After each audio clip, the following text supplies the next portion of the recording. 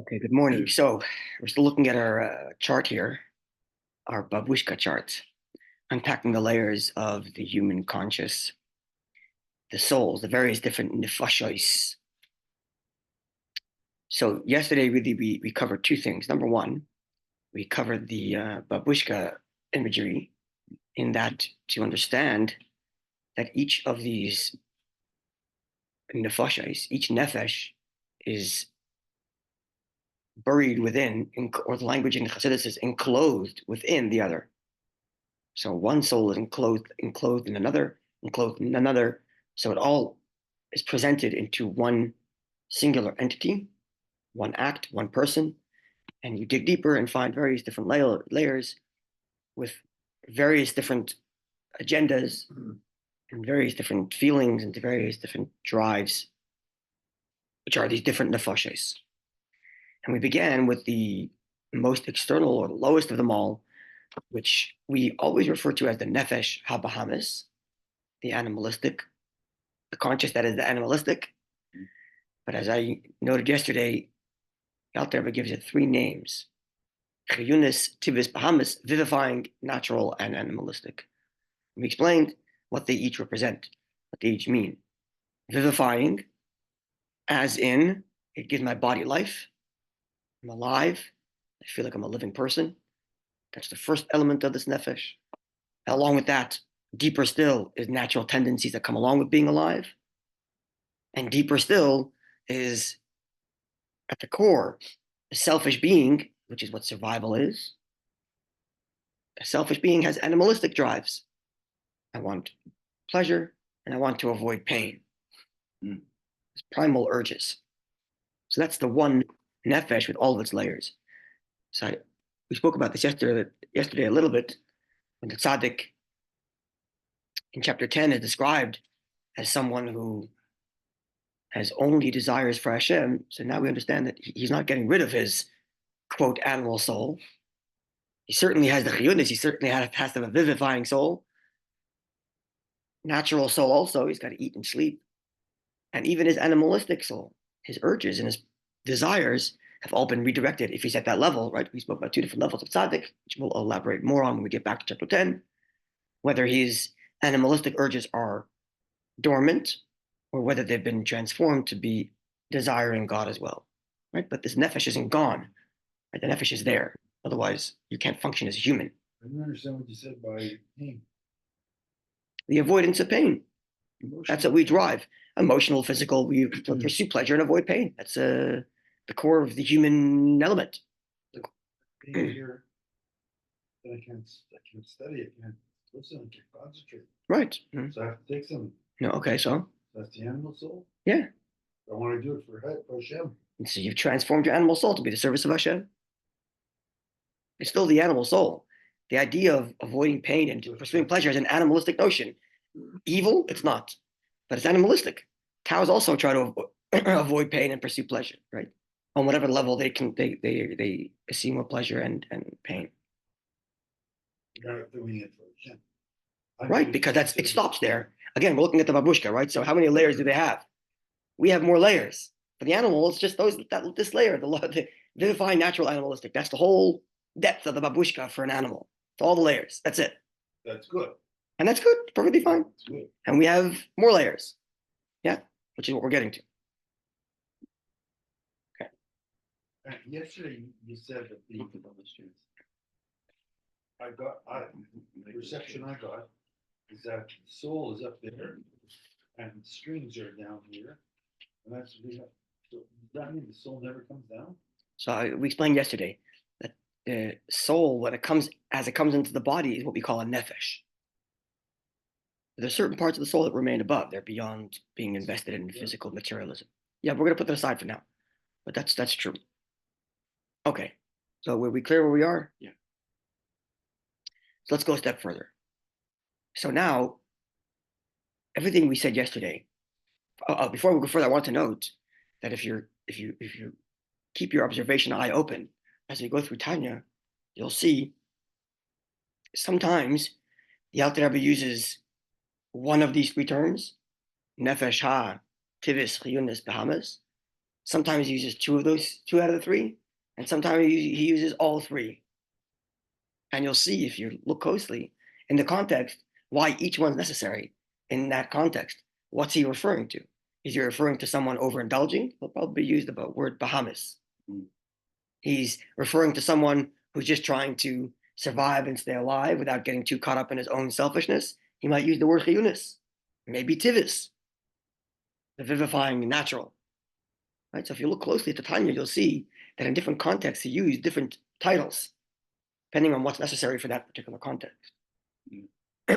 So although if you zoom out, they're all synonymous because talking about one singular soul, this human soul, this human conscious, this human element, right? But if you zoom in, what part of the human experience is he talking about?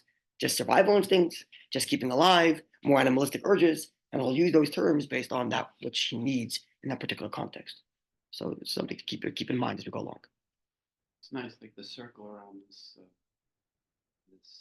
animal it's almost like a magnifying glass. Yeah, it's one. It's a lens. It's a lens to zoom in because really it's one. That's right. It's really one.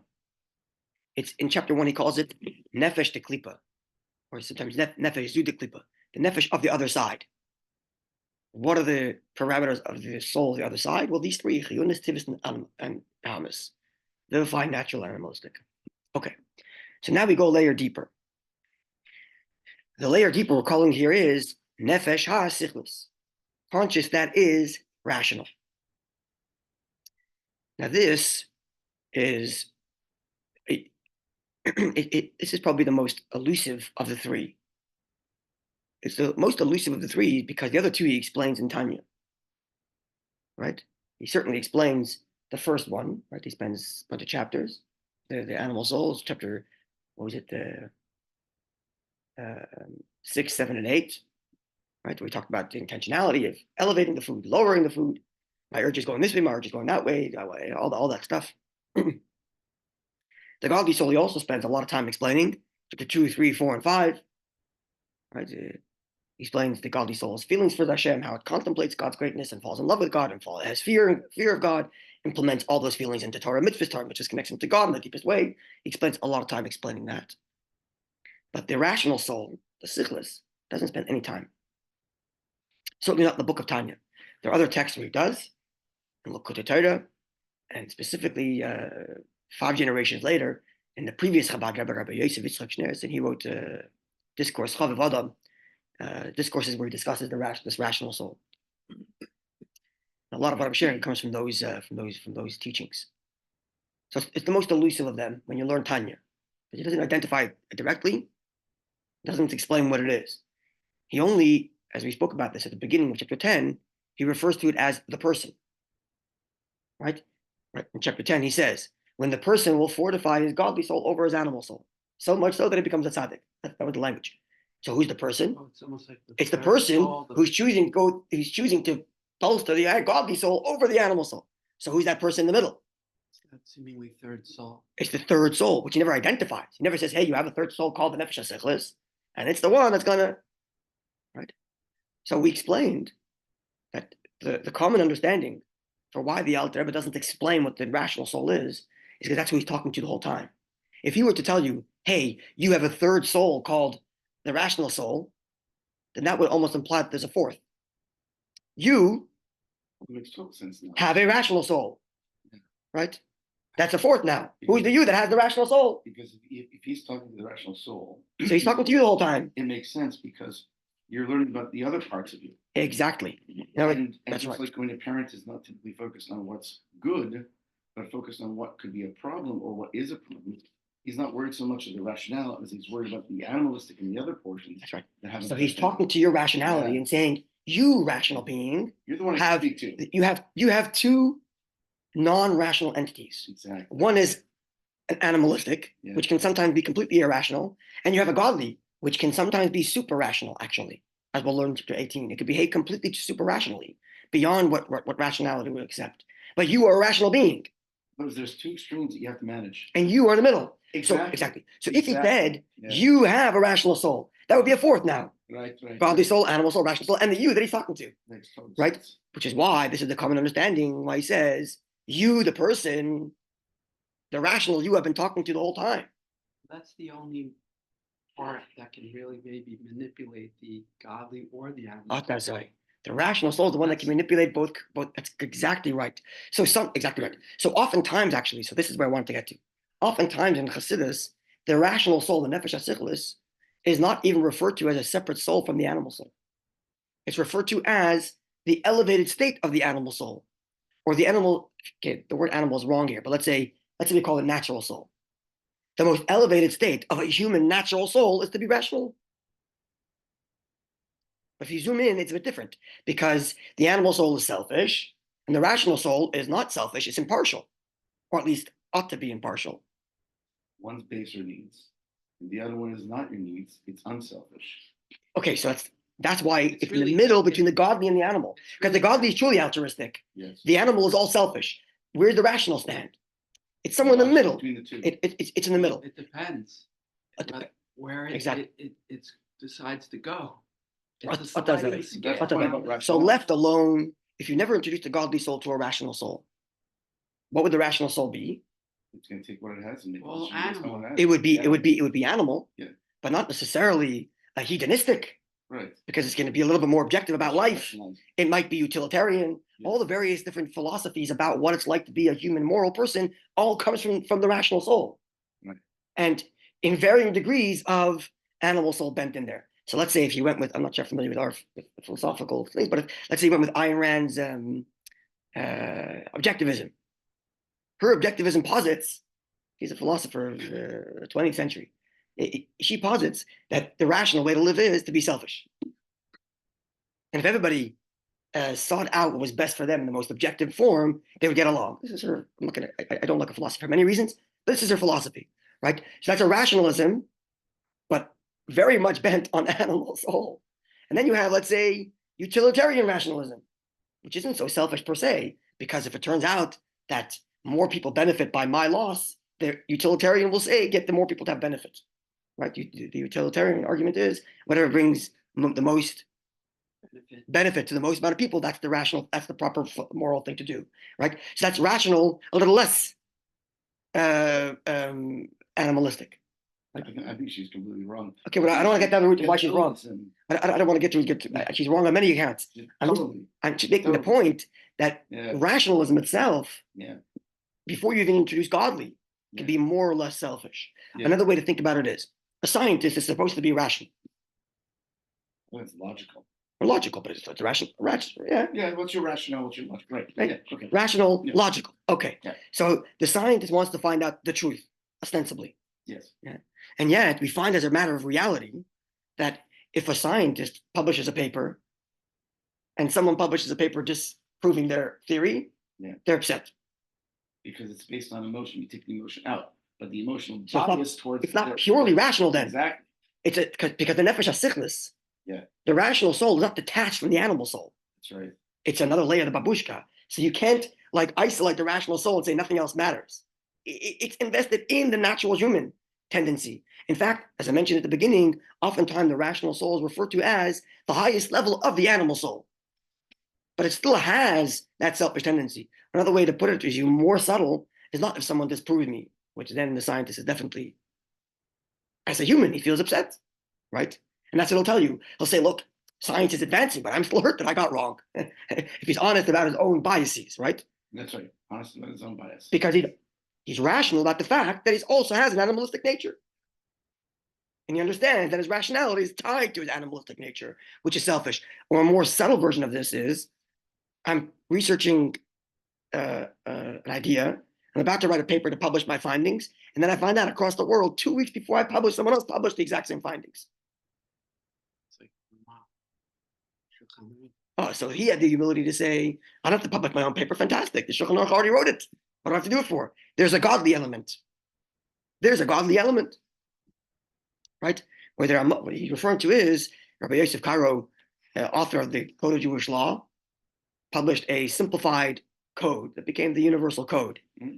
Yeah, we spoke about this in our history class of Halacha a couple of weeks ago. So he wrote this universal code. he was of Sephardi extraction. It means he was 4 or 5 years old when his family was expelled from Spain. He's living in Svat, part of the group of Kabbalists with the Arizal and all those. So across the world in Poland, there's an Ashkenazic halachic leader, the Moshe Isilis, known as the Ramah. He had the same idea. I want to write a simplified code.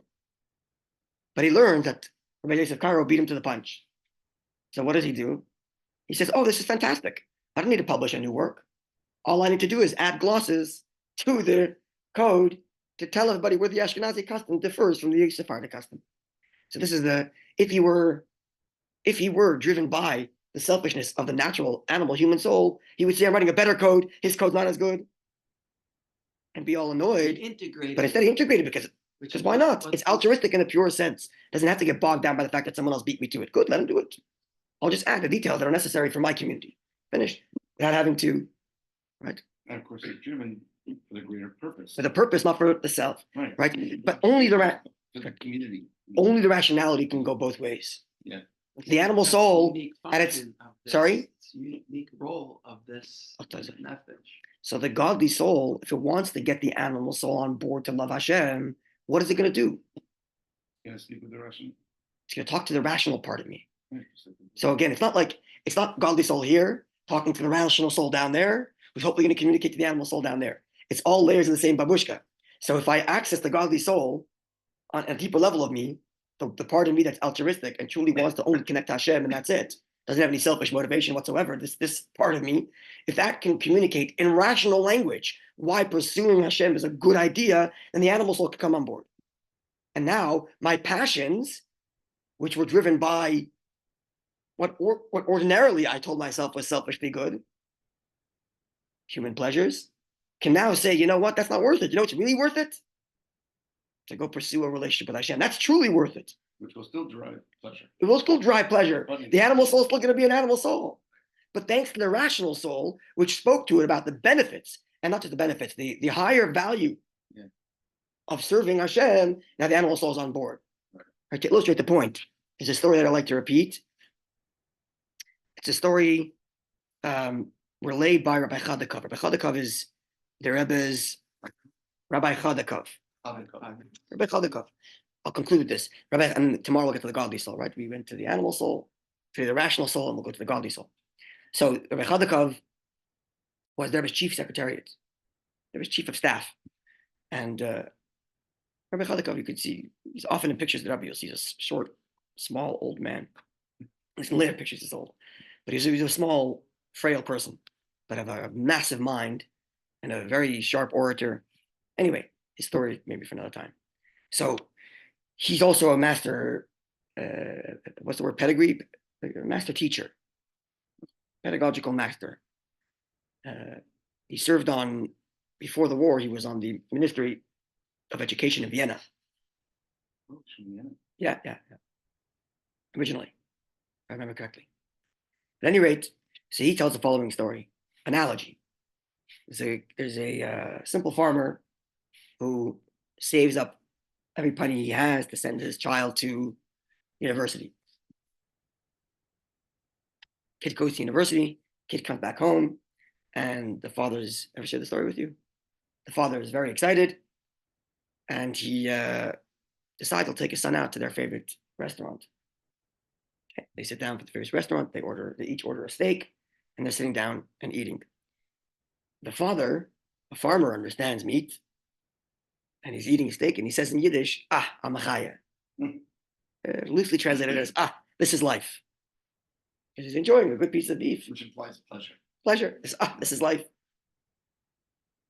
The son went to university, a little educated, and when he was in university, he took a liking to music and learned a little bit about music and the history of music and so on. So he's eating the same steak, but in the restaurant, there's a band playing. So the kid also says, amachaya, this is life. And not about the steak. He says it about the music. Right? In the same restaurant, there's a professor. He's eating the same steak, listening to the same music, and he's reading a book on history. He also said, amachaya, this is life. Not about the steak, not about the music, but about his book of philosophy that he's reading. This is life.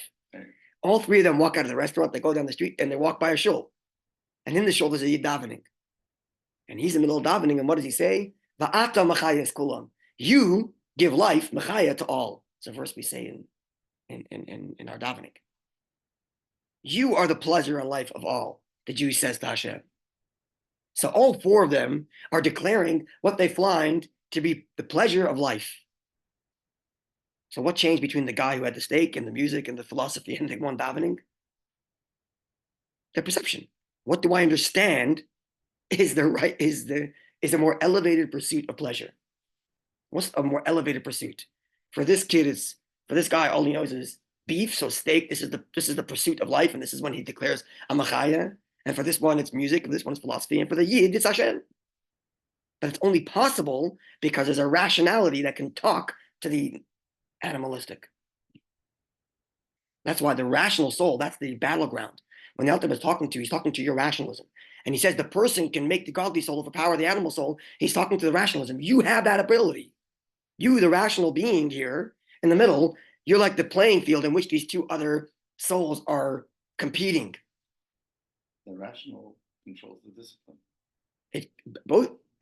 Discipline, it certainly controls discipline. We'll learn about that in chapter 12 and 13. But beyond discipline, it can also decide pleasure and urge. If you change your perception of what's valuable, that'll change your drives for what you're going to be attracted to. So in the case of, let's say, Shabbat's coming, I can buy a new shirt on Monday, or I could say, let's hold off, let's buy it Friday morning, Friday afternoon, and we'll sanctify it and wear it for Saturday. Let's wear it that way, right? We can choose even a small thing like that to make Sure. These are all the kinds of choices we can do. So the rational soul it's two things.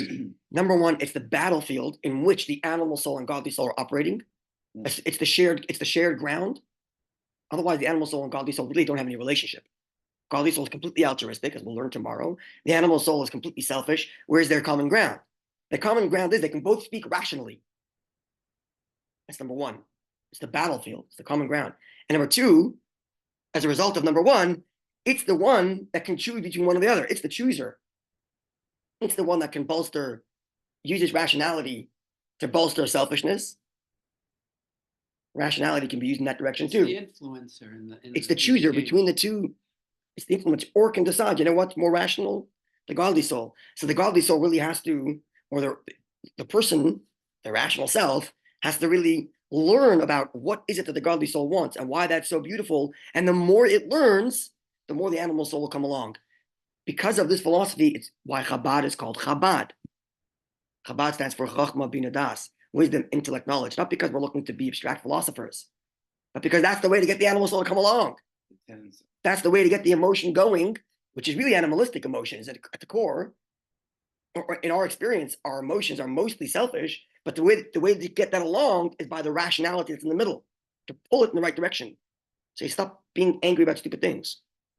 There's bigger things, more important things to pursue. Not that you can't recognize them as aggravating, but you can focus your attention on things more important and put them. And that's all because of the rationality that can do that communication. That's the Nefesh HaSichlis, that's the rational soul, which again is perhaps why the Alter Rebbe does not talk about it, is because that's the you he's been talking to the whole time. The you that's been listening is the rational you that's been listening this whole entire time. And you're not the problem. It's the other stuff you have to manage. Exactly. Use the you. So you, Mr. Rational, you should know you have two extremes, like and they're pulling you in different directions. Exactly. Yeah.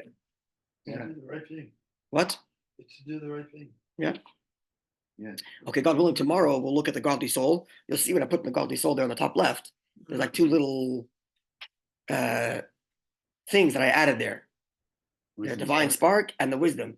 So we'll talk about that a little bit tomorrow, and hopefully, not tomorrow. Sorry, Monday. Today's Friday, Monday, and then either the second half of Monday or Tuesday, we'll get to the second page about thought, speech, and action and how that interplays here. Okay, wonderful day, Yidden, and a good Shabbos, and a happy Purim Katan. Happy Today's Purim Katan, a minor. Okay, have a good day, Yidden.